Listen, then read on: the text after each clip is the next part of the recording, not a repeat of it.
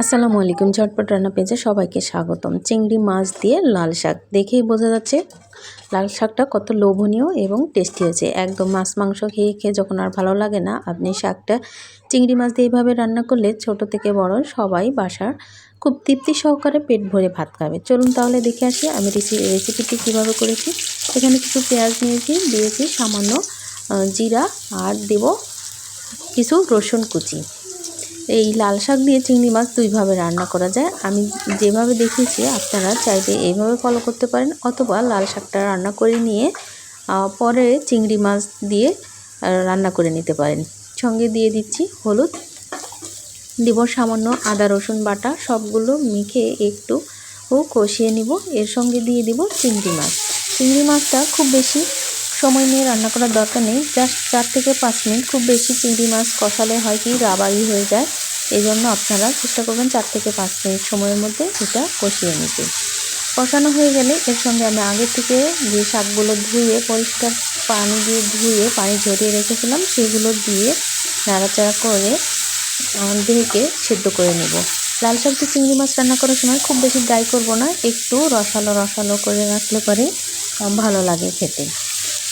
শাকগুলো দিয়ে দিচ্ছি। এর সঙ্গে সামান্য লবণ এবং মরিচটা আপনারা পরিমাণ মতো দিয়ে দিবেন।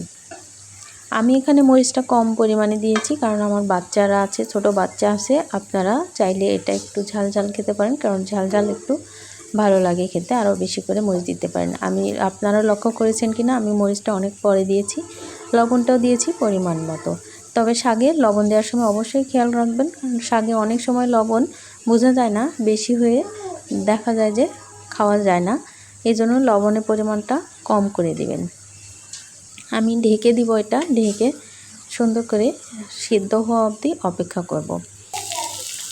লাল শাক দিয়ে চিংড়ি মাছ দিয়ে যে কোনো তরকারি খেতে ভালো লাগে, তবে লাল শাক দিয়ে চিংড়ি মাছের রেসিপিটি খেতে অসাধারণ। আপনারা নিজেরা একদিন ট্রাই করবেন, তাহলে বুঝতে পারবেন সত্যি এটা কত লোভনীয় এবং টেস্টি, সাথে পুষ্টিকর।